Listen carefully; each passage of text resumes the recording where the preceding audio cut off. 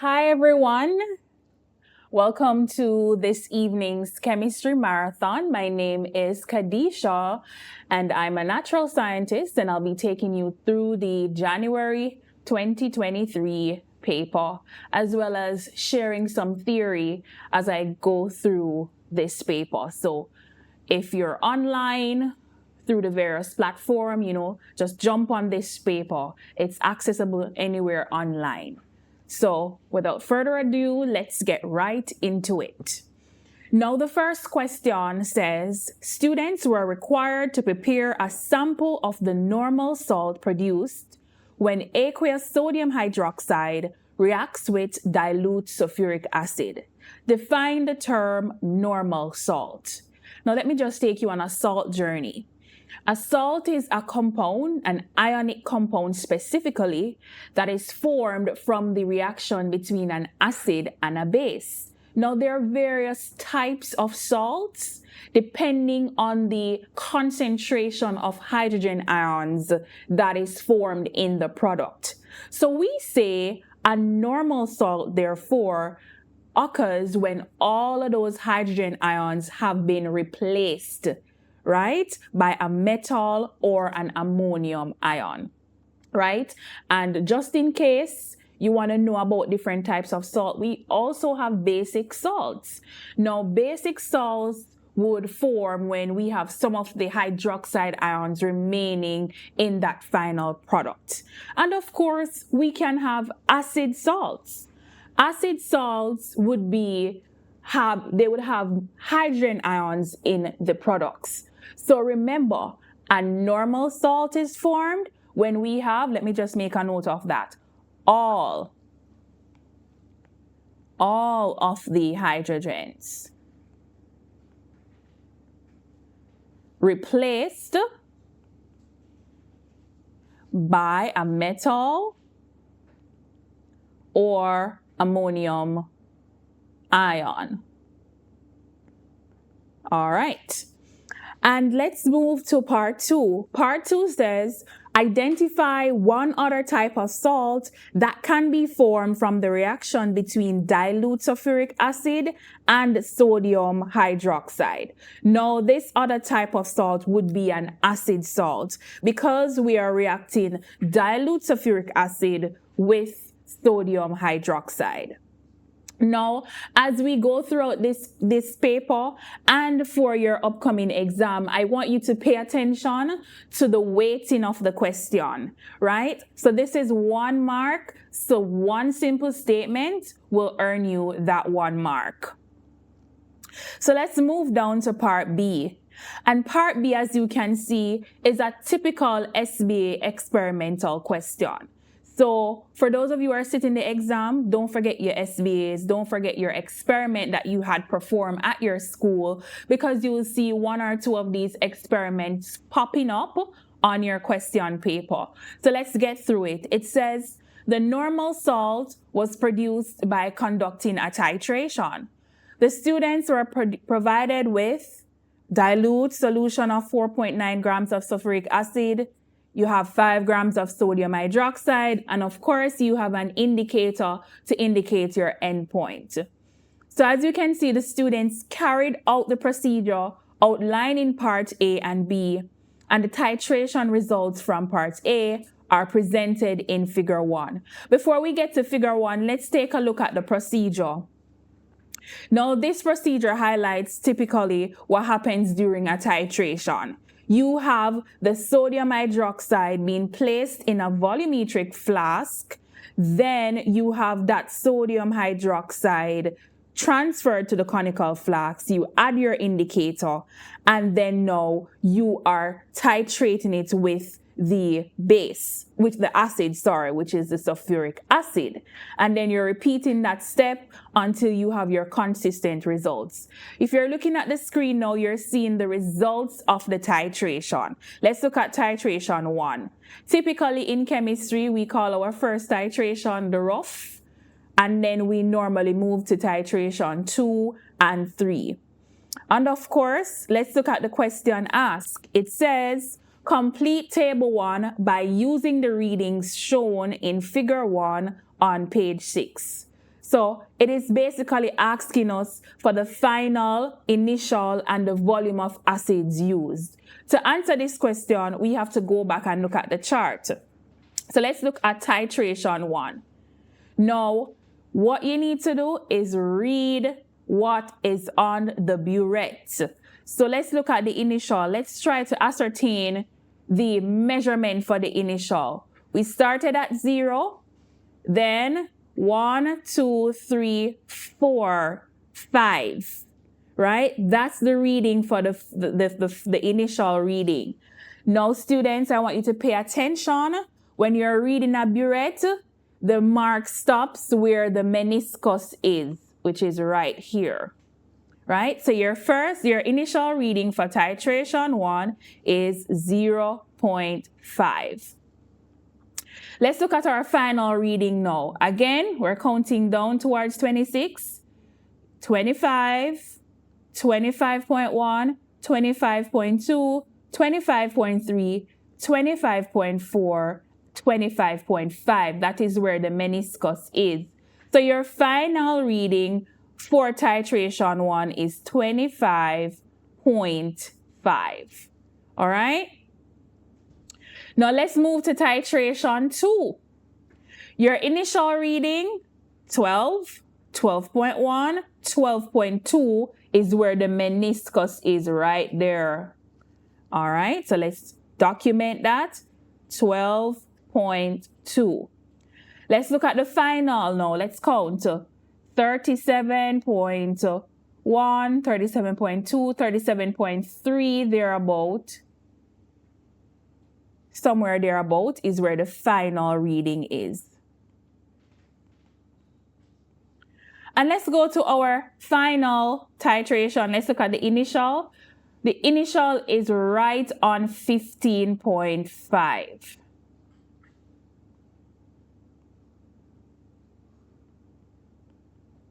Let's look at the final. The final is, of course, 40.1, 40.2, 40.3, 40.4, 40.5, right on 40.5. Now, how do you ascertain the volume of acid used? The volume of acid used is found by subtracting the final from the initial, right? So let's get there.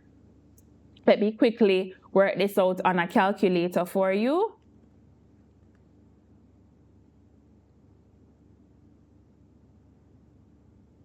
$25.5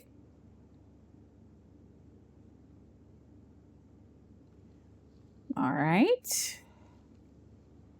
Then we go 37.3 minus 12.2, 25.1, and finally 40.5 minus 15.5, 25.0.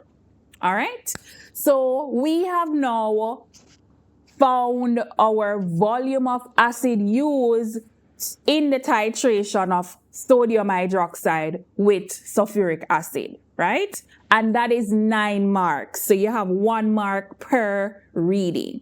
And students, you have to be very accurate when you're reading, because when you're calculating your moles, you'll be thrown off. All right? So let's move to part 2. In table 1, indicate using asterisks the titration volumes that will be used to calculate the average volume of sulfuric acid. All right, so in chemistry in the lab, we don't normally use the rough values, which is titration 1. That is our first run. So we normally focus on using titration 2 and titration 3. Another reason is titration 2 and titration 3, the values are accurate. They're closer together. We got a 25.1 and a 25.0 difference. So for 1 mark, we need to place an asterisk where we're on the values that we're going to use. So I'm going to place the asterisk on titration 2 and titration 3. All right? Fair enough. Okay, so calculate the average volume of sulfuric acid used in the titration. From math, we know that to calculate the average, we add up the values that we're going to use and we divide it by the number of the values that we're going to use. So we have already agreed in the first question that we're going to be using 25.1 and 25.0, and those are two values. So to calculate the average volume of sulfuric acid used for 1 mark, you have to show marking, right? So it's 25.1 plus 25.0 over 2. Right? So let's quickly work that out. And you can work it out with me online.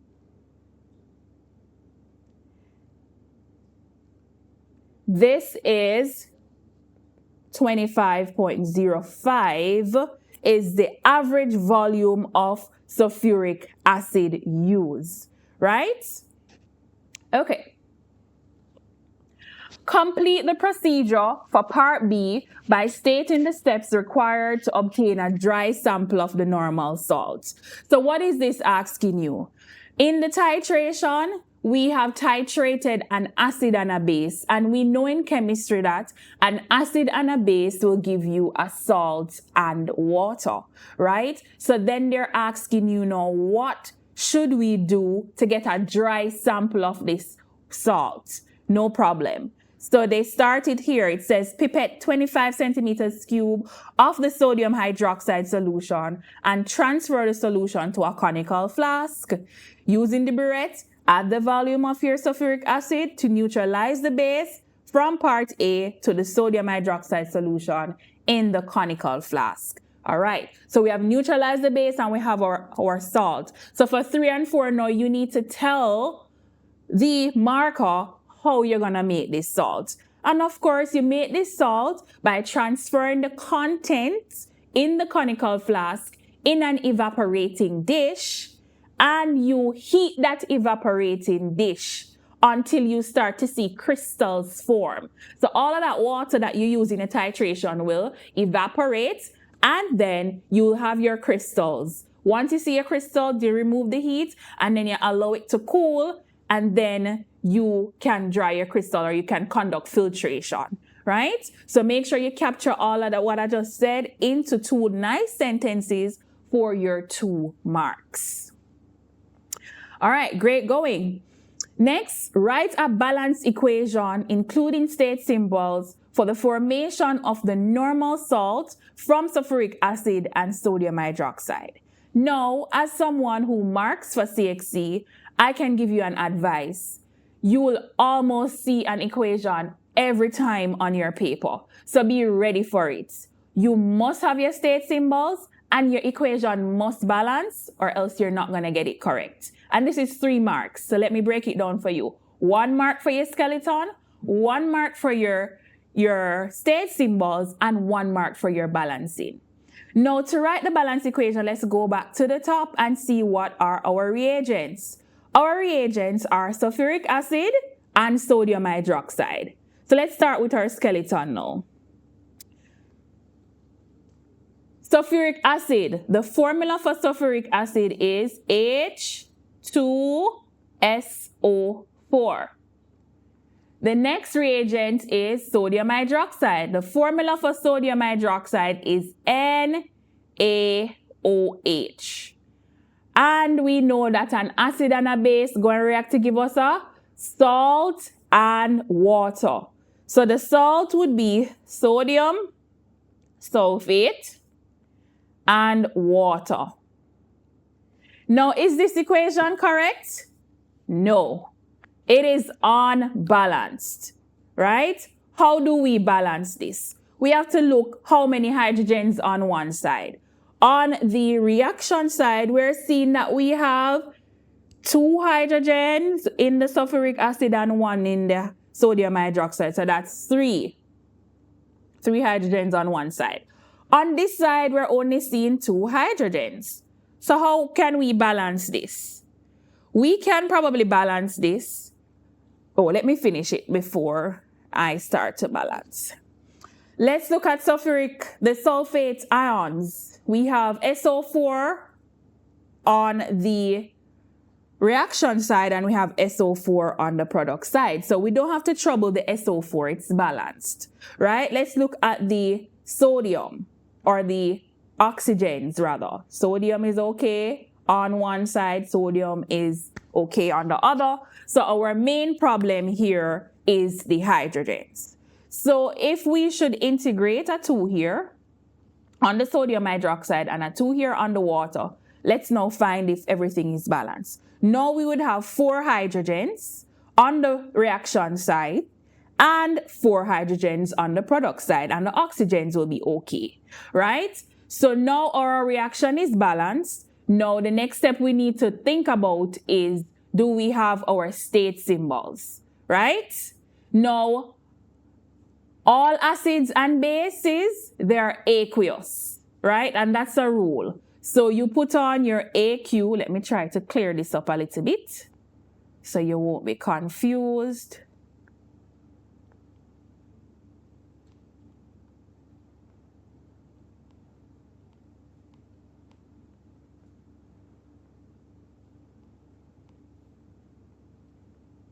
All right.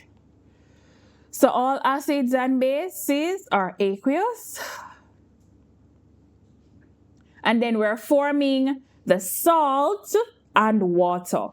We know that the salt is solid sometimes. Like just now, if we had evaporated this salt, it would be solid. But it's still in reaction, so we would say it is still aqueous. And of course, water is a liquid, right? And that's what you have to do to get your full 3 marks. Remember, you must have your skeleton, your equation must be balanced, and you must have on your state symbols. All right? Now, calculate the number of moles of sulfuric acid used to neutralize the sodium hydroxide. Now, the formula for moles is equal to mass over molar mass, right? Students, moles, it's a common question on the papers that you will get from year to year. So I suggest you memorize this formula, the formula for moles, the formula for mass, and the formula for molar mass. All right, so since we know our formula, we can plug it in. So that means the moles is equal to the mass of what? The mass given in the question earlier, which is right here, 4.9 grams of sulfuric acid, right? So you put your 4.9 grams over your molar mass. Of course, we're trying to find the number of moles of sulfuric acid. So it's going to be the molar mass of sulfuric acid, which is given in the question here, which is 98 grams per mole. All right? So now we're going to plug this into our calculator and see what we get. If you're online again, just plug it in and drop your answers in the chat. So let me just do that on my calculator. 4.9 divided by 98 is 0.05. But 0.05 what? Let's see our unit. We have grams at the top and grams at the bottom. 4.9 grams at the top, 98 grams at the bottom. So we can cross that out. And the unit that we're left with is moles. All right, so that's your answer. And if you don't have the moles, you're not going to get the full 2 marks. So you have to be very careful with your units and your working out. All right, next. Okay, awesome. Calculate the mass of the normal salt expected for the reaction. So I just gave you the formula for moles. Can you transpose and give me the formula for mass? Can try? So moles is equal to mass over molar mass. So that means mass is equal to what? Anybody can try? Transpose. Mass would be equal to moles times molar mass. All right. So let's plug this in. Mass is equal to moles times molar mass. We just found the moles to be 0.05 moles, right? Multiplied by the molar mass. The molar mass of what? The salt that we formed. What was the salt? The salt was sodium sulfate, right? So, oh, there's a 2 supposed to be here. All right, let's find it. So sodium is 23.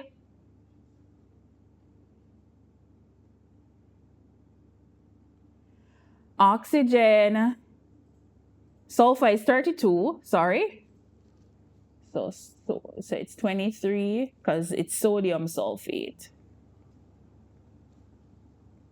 23 times 2 plus sulfur is 32 and oxygen is 16 times 4. All right, so it's 23 times 2.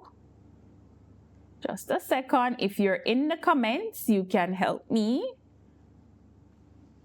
46 and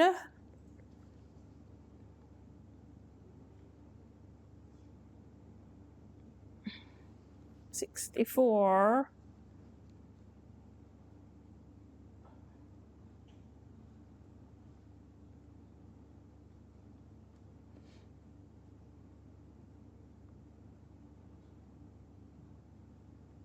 All right, so the molar mass is equal to 142 grams. So plug it in your formula.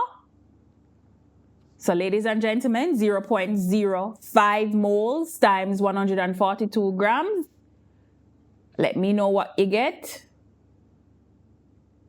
Your answer is 7.1 grams per mole. That's your unit because you have moles and you have grams in the formula here working with, and nothing cancels nothing. So you're going to repeat back the unit. 7.1 grams per moles, right? And this is 3 marks. I recommend that to get the 3 marks, you show you're working and you provide your appropriate units. All right? So moving down, it says the actual mass of salt obtained by the student was 0.09 grams. Suggest one possible reason for the difference in the expected mass of the salt and the mass obtained.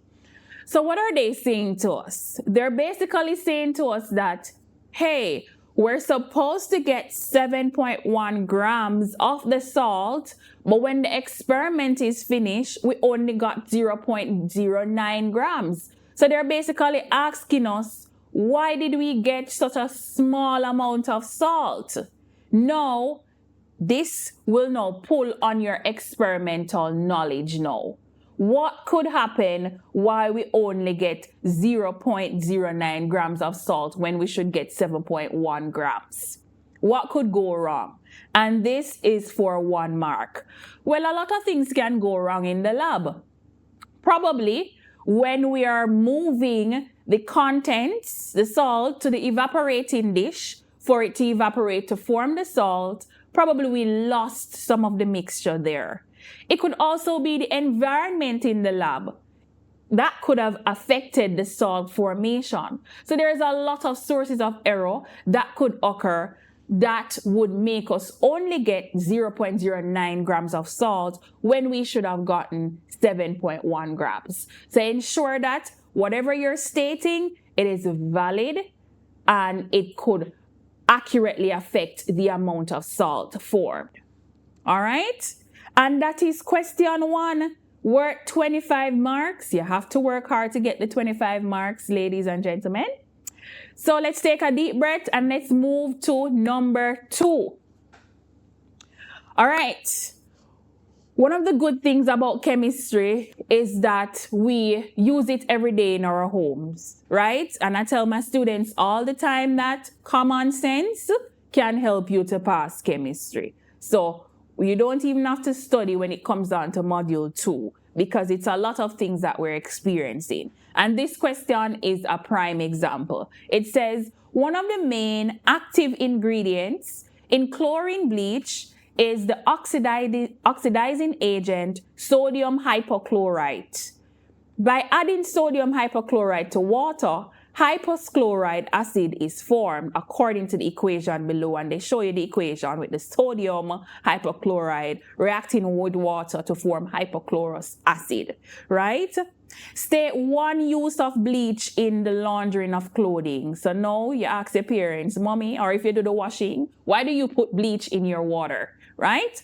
For 1 mark, we could say that we use bleach to whiten the stains or remove the stains, or we could even talk about using bleach as a sanitizing agent to kill the bacteria or kill the microbes in our clothes. Any of those answers, valid answers, will earn you this 1 mark.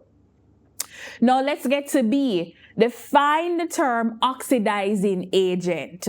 Now they just told us that chlorine is an oxidizing agent. First, you have to ask yourself this question: what is oxidation? I'm going to give you an easy way to remember this in your exam. Remember the acronym OIL RIG. Right? OIL stands for oxidation is loss. RIG stands for reduction is gain. So, oxidation is loss and reduction is gain. Loss and gain of what, by the way? Loss and gain of electrons. So when something undergoes oxidation, they're losing electrons. When something undergoes reduction, they're gaining electrons. So then ask yourself, what is an oxidizing agent? Can drop it in the chat. An oxidizing agent, therefore, would be something that causes another substance to do what? If oxidation is the loss of electron, an oxidizing agent causes something to lose electron while itself gains it, right? So let me write that. A substance that causes oxidation in another substance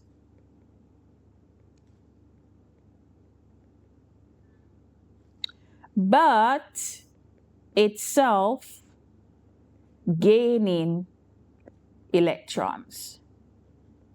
And since I am on this topic, I could just touch on reducing agent. A reducing agent, therefore, would have been something that causes reduction with itself losing electrons, right? So a quick tip that I tell my students, make your vocabulary cards, right? And put the names of these vocabulary words and define them, recite them every day so that when you get to the exam, it will just be easy for you.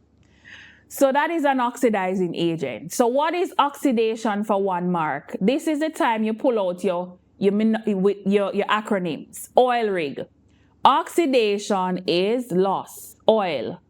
Oxidation is loss of electrons. Right? That's your 1 mark there. Now, deduce the oxidation number of chlorine in the formula, sodium hypochlorite, right? So this is sodium hypochlorite. Now, I always tell my students to study chemistry and math together because now we are going to be performing some algebra per se, right? So this is sodium hypochlorite. We have to deduce the oxidation number. When we have a compound, the overall charge of the compound is equal to 0. And a compound, let me repeat, the overall charge of a compound is equal to 0. That means the oxidation states of these individual atoms must, when you add them up, you must get 0. How do you find the charts? How do you find the charges of the individual atoms, I might ask? If anybody knows, just drop it in the chat. To find the charges of your individual atoms, you must know your charges states. It's in a table. It's in all the relevant textbooks that we use in Jamaica, right? For example, sodium. Where is sodium found in the periodic table? Sodium is found in group 1. So that means sodium have a charge of +1. Let's plug that on. +1. That's the charge of sodium. We're trying to find chlorine, so we're ignoring chlorine. Let's move to oxygen. Anybody knows the charge on oxygen? If you know, drop it in the chat. The charge of oxygen is -2, except when it is locked in a hydrogen peroxide compound. If you find oxygen in hydrogen peroxide, the charge is -1. So now we find the charge of sodium and we found the charge of oxygen, and we're now trying to find the charge of chlorine. Now, what number, when we add it to +1 and -2, we get 0? Type it in the chat. We're trying to find a number that when we add them up together with the +1 and the -2, we get 0. Anything in the chat yet? Mm-hmm. Okay.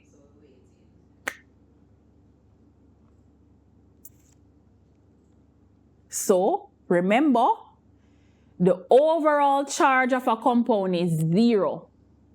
We have to now find the individual charges of the atoms, and when we add them together, we must get back 0. We found sodium to be +1 because it's in group 1, right? We find oxygen to be -2. Now, what number would chlorine have that when we add them together, all three, we're getting back 0? Chlorine, therefore, must be +1. +1 and +1 would give us 2. 2 minus 2 equals 0. All right? And that is your 3 marks. Your 3 marks cannot come easy. You must show working, and you must show the breakdown of the calculations to get your 0. So therefore, the oxidation of chlorine is equal to +1. All right? Now, chlorine gas also reacts with water to form hypochloric acid, as shown in the equation below, and in which the chlorine gas has become chloride ions. So basically, they're saying we started with chlorine, Cl2, and now we ended up with Cl-. They're saying what is the change in the oxidation number of chlorine? Now, when you have a compound in its neutral state, Cl2, the charge is equal to 0. Right? Any compound at all, once it don't have a charge, it is equal to 0. Let's move on the product side now. We see chlorine have a negative on it. What does that negative indicate? Somebody tell me. When an atom is negative, what does that indicate? It indicates that the overall charge is negative. So it's somewhere along the line, it has gained some electrons thereabout to make it negative.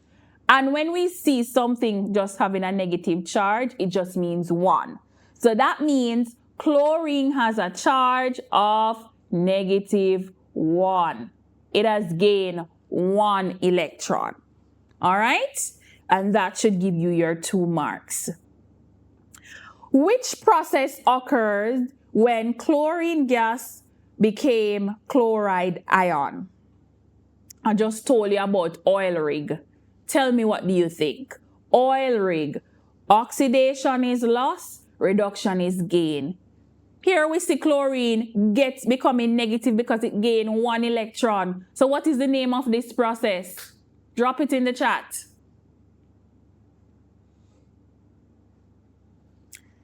This process is called reduction.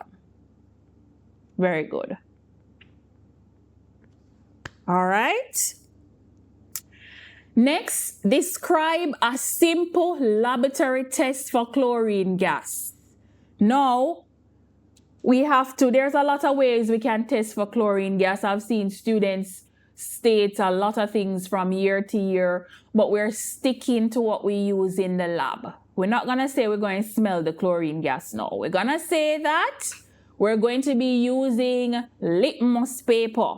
What litmus paper, you might ask? Well, you have to ask yourself if chlorine is an acid or a base. Chlorine is acidic, so we have to use blue litmus paper. Blue litmus paper. All right? But what do we have to do with the litmus paper? We have to damp it, right? Once we damp it, we stick it into that test tube with the chlorine, and then we will see that the damp blue litmus paper turning. It will turn red first, and then, common sense, what do you think the chlorine will do with the litmus paper? It will bleach it, right? So after it turns red, it will turn white, or what would say bleached. All right, and there is your lovely 2 marks. All right, let's move down. It says, a more natural alternative to chlorine bleach is the use of detergents, which releases hydrogen peroxide in water.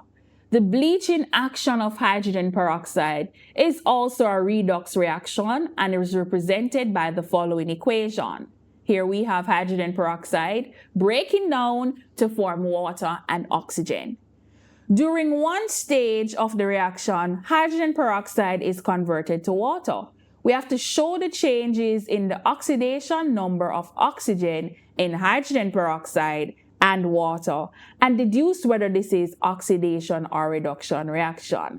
Again, sometimes when we go to the bathroom, we have to read the things that makes up some of the things in our restroom, right? Nowadays, the young people, they're bringing their phones, but we have to read things because this is true. No longer are we are seeing chlorine being used universally. We're now seeing our toothpaste, our detergent being made with hydrogen peroxide instead of chlorine. Now, just as I said before, we have to find out now oxygen's oxidation number in hydrogen peroxide and water. Let's look at hydrogen peroxide. H2O2, right? And let's look at water. 2H2O, right? The overall charge of these compounds is 0. What are we trying to find out? The charge of oxygen. Now, the charge of oxygen is always -2. But this time we're seeing oxygen in peroxide. And I said that there's a rule where whenever you see an oxygen in peroxide, it is -1. So you can write down that rule, right? So tell me now, in peroxide, it was -1. And in water, it is -2. Let me try to write this properly. So somebody in the chat now, tell me what is happening. We're moving from -1 to -2. What is happening? The charge is increasing, right? We're getting more negative. We move from -1 to -2. So what is that showing us? It's showing us that we're gaining more electron. The oxygen has gained one more electron. Using your acronym oil rig, what is happening? What is happening is reduction. Reduction is the gain of electrons. So reduction is gain. Oxygen is gaining more electrons because it moves from -1 to -2. And that's a whole of 4 marks. And to get this 4 marks, you must show whoever is marking your paper all of these steps. Walk us through the change in oxygen. And why do you say it is reduction? And that's 15 marks. All right, let's take a deep breath and let's move to question 3.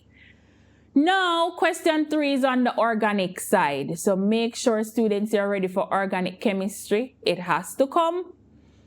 All right, it says cracking is a very important process in the petroleum industry. What is meant by the term cracking? Say, I always teach my students context clues. Say you have never studied organic chemistry before. What do you think cracking mean? Cracking literally means to break something, right? What are you breaking? We're talking about organic chemistry. So it has to be large organic compounds, right? The thing is, in the petroleum industry, we're obtaining crude oil from the earth. Now, the crude oil that we get from the earth, we can't use it just as is. It is basically of no value to us. So when we get the crude oil from the earth, we have to put it through a process called cracking to break it up into smaller fractions that we can use. If you're online now, comment some of the fractions that we get from petroleum. We can get gasoline, we can get diesel, we can get LPG, we can get kerosene. We can get so many things when we crack up the petroleum or the crude oil. So how do you answer this question? Cracking is defined as the breakdown of large hydrocarbon molecules into smaller ones that can be used, right? So you're breaking hydrocarbons into smaller fractions. All right. Let's look at B. Compound A, C4H8, and compound B. Let me drink some water, just a minute.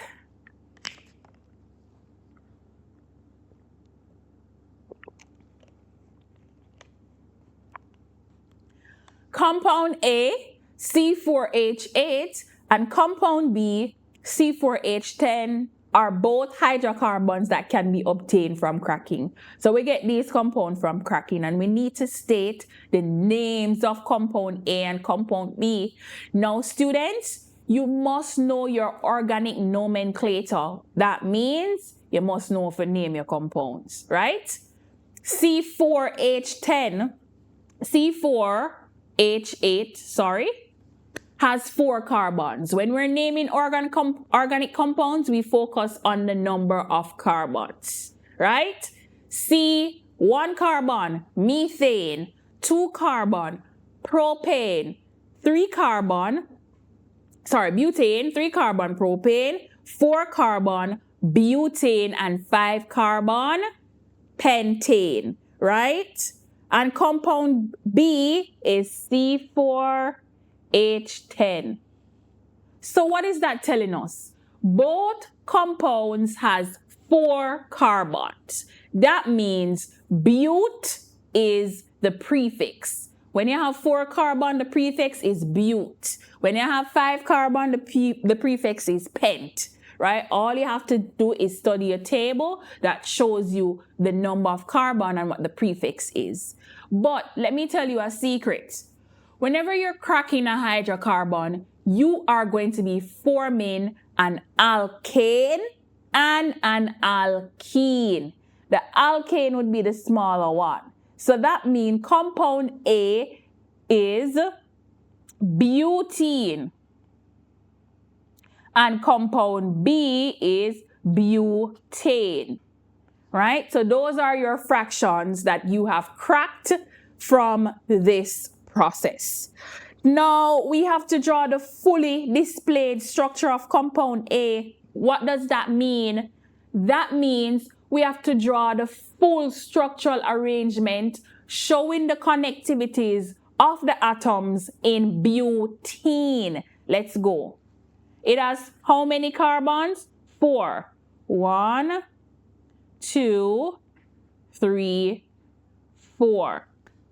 Right? But, ladies and gentlemen, the suffix is "ene." That means it's an alkene. What do we know about alkenes? Alkenes have what we call a double bond. Right?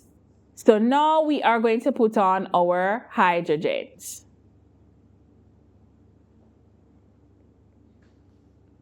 Two, 3.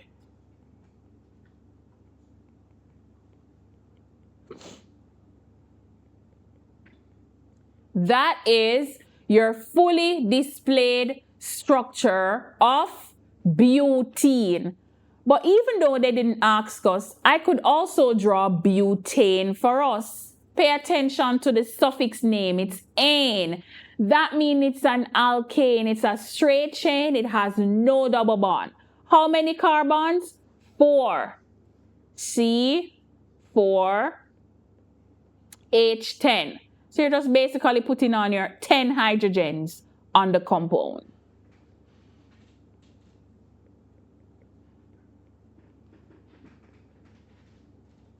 All right.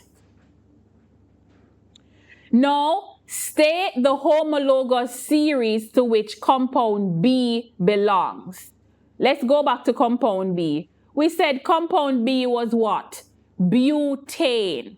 Now, students, your homologous series just means the family of the compounds. In organic chemistry, we have alcohols, alkanes, alkenes, alkynes, so many families. But since this compound is called butane, the homologous series is alkanes.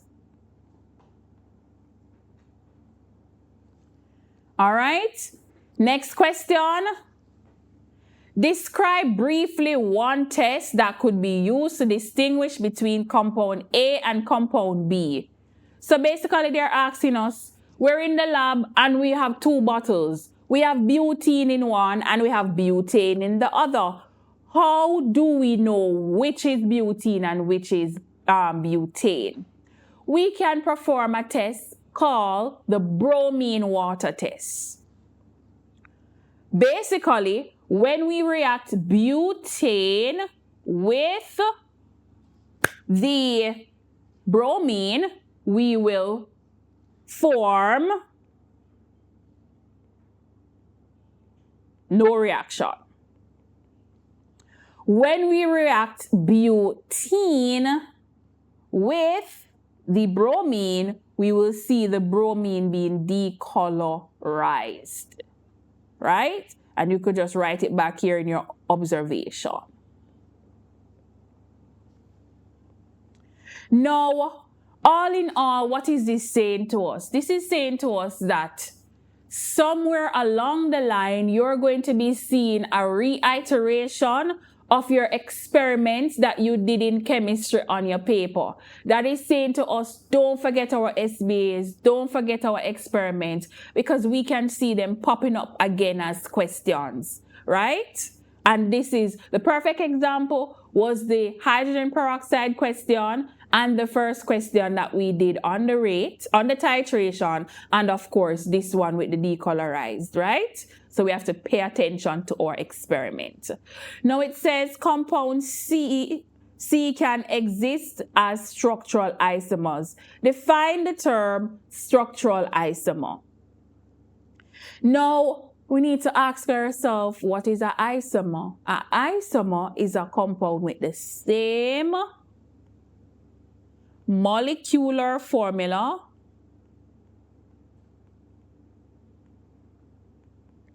but different structural arrangement. Right? That's why it's called a structural isomer. It has the same molecular formula, but different structural arrangement. And that's your 2 marks there. It says, in the space below, draw the fully displayed structure of 2 isomers of compound B. Let's go back to compound B. Compound B is butane. So what is this asking you to do? It's asking you to draw 2 compounds with the same formula of C4H10. So you could draw back the butane, the C4H10, C4, 4 carbons, H10, 10 hydrogens.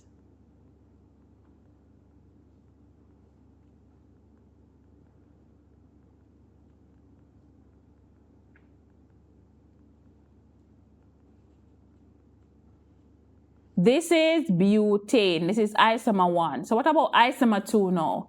Isomer 2 would be 2 methyl propane. So basically we draw propane, which is 3 carbons. And we add a methyl group on the second carbon.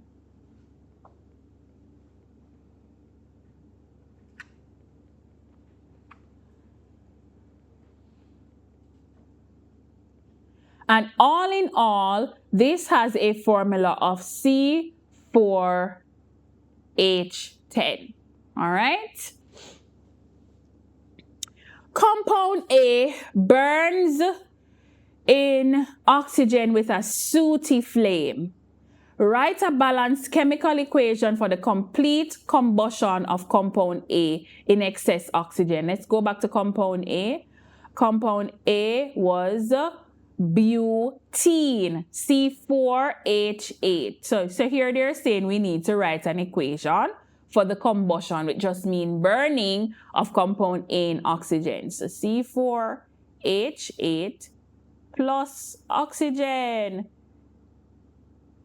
Fun fact, the combustion of any organic compound is going to give you carbon dioxide and water, right? So we can just put on our carbon dioxide and water. Is this complete based on how I just show you how to do your equations?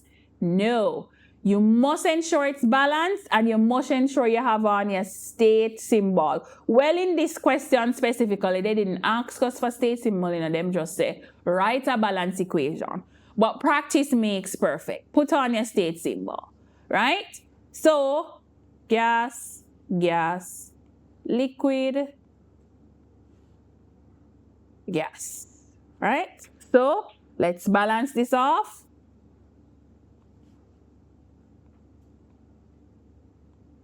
And that's how you get your 2 marks.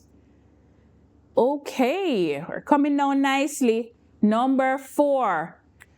Graphites and diamond are 2 allotropes of carbon. Define the term allotropes. I'm glad they asked this question actually, because every year students mix up the term isotopes and allotropes, right? Isotopes mean you have the same formula. Allotropes mean you're from the same family, okay? Where do you find graphite? Anyone? Drop it in the comments. You find graphite in your pencil lead. Where do you find diamond? Of course, in jewelry, right? But all in all, diamond is the toughest substance on earth. Graphite is the softest. You write it with your pencil and it just breaks, right? But all in all, they are from the same family. So we would say an allotrope is different structural forms of the same element in the same physical state. All right, let's keep it moving. Draw the lattice structure of diamond and graphite. Let me tell you something, guys. You have to be doing, I tell my students all the time, swatting will not take you anywhere. You have to go a little bit in depth and you have to practice to draw diamond and to draw graphite. Now, let me see if Kadisha can tap into her artist skill and draw it for you. As a marker, we don't require, we're not looking for the fancy drawing, right? We're just looking for a little representation. So I know that for diamond, it kind of has a little tetrahedron shape. So something like this. This is how basically the atoms are packed in diamond. Like a 3D thing.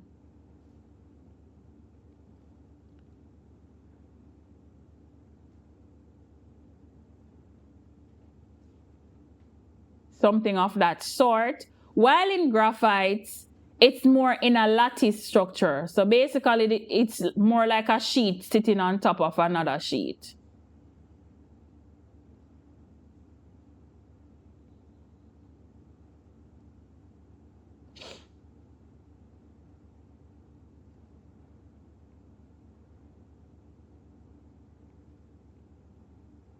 Hope I did it justice, but it's something like that we are looking for. All right. Now, like metals, graphite can conduct electricity, but diamond cannot, right? Explain in terms of bonding why graphite conduct electricity, but diamond does not. Here, you would have to kind of talk about the availability of the electrons in diamond and graphite. In graphite, the electrons are a bit more delocalized. Let's write that. Graphite has delocalized electrons. While diamond, the electrons are locked in. So they have no free electrons. So diamond is what we would say is so unbothered. That's why it's perfect for jewelry. Over time, it's not going to rust on you. Over time, it's not going to irritate your skin. It's more of a neutral element or compound. It's not a compound, allotrope rather. Now describe the bonding present in metals. Now, when you think of metals, think about a sea of electrons, right? So this is where 2 marks, you would say metals have positive metal ions in a lattice surrounded by delocalized electrons. All right, let's move down. Sodium chloride is solid at room temperature. Here we have to draw the structure of sodium chloride. Wow. Anybody that sat this exam and you weren't an artist, I would have been so sorry for you, right? So you have to draw your lattice of sodium hydroxide. So an easy way to do this, 4 boxes in a 3D state.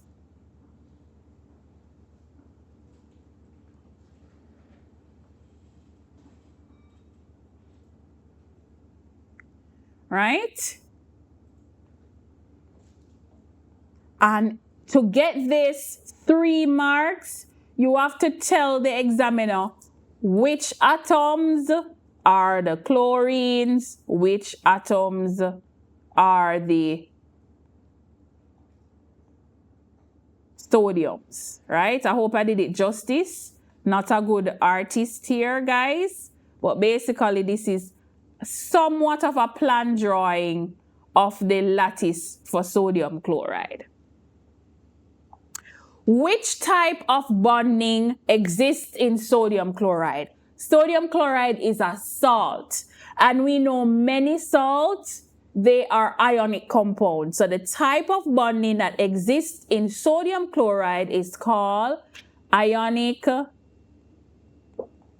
bonding.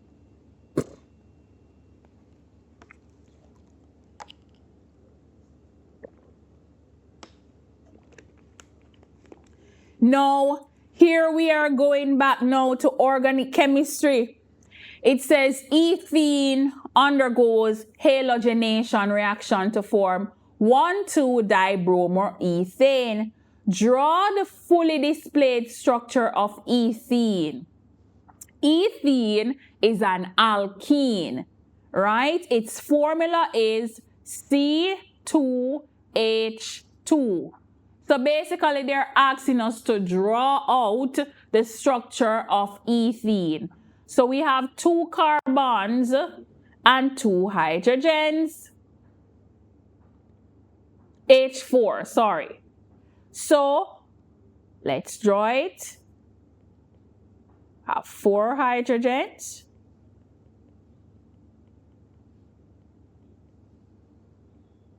And we put on our double bond because it's from the alkene formula, family, homologous series.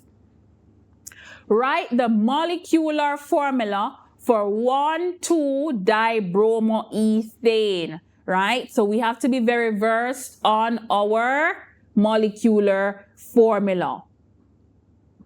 The molecular formula for 1,2-dibromoethane is C2H4Br2. That's your 1 mark. If you're in the exam and you're unsure, what you could have done is draw out the formula for 1,2-dibromoethane, and then you just look at the connectivity and write out your formula. Now we have to draw the fully displayed formula of 1,2-dibromoethane.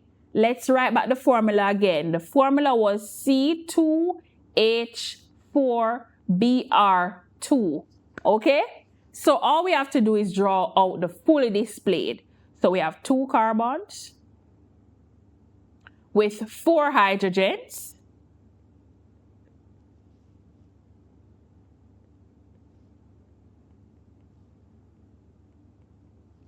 And it says the bromoethane or the bromine molecule is on the first and the second carbons. And there we have it. 1,2-dibromoethane. Di means 2, meaning 2 bromine molecules. State whether the halogenation of ethene is an addition or substitution reaction. Now you have to look at your compound. What happened? Did we substitute anything from the alkene, or did we add anything? Of course, looking at this compound, we add bromine. So this is a addition reaction. All right. I want to give you a feel of all the questions. So I'm just going to jump to question 6 quickly. It says, the most abundant gas in the air by volume is nitrogen. List 1 physical property and 1 chemical property of nitrogen. Students, from year to year, we kind of tend to forget the final module in chemistry. I want you to pay attention to that content at the last part of the syllabus, right? Physical and chemical property. Physical property of nitrogen, anyone? Physical property means what you can see. So we can see that nitrogen is a colorless gas, while its chemical property is it's unreactive.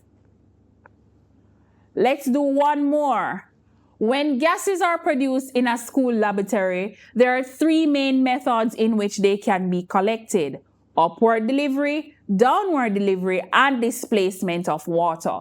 List 2 factors that can be considered when choosing an appropriate method for the collection of gases in the laboratory. You would have to think about the density of the gases and its solubility in water.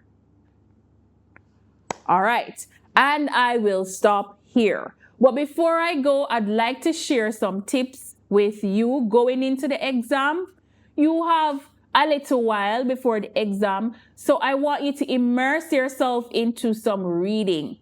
Before you work any past paper at all, you immerse yourself into your textbook, into your online resources, or the overseas exam, their page for questions, answers to solutions, YouTube, you name it. There are so many resources available. I want you to immerse yourself into the content before you start working your past paper questions.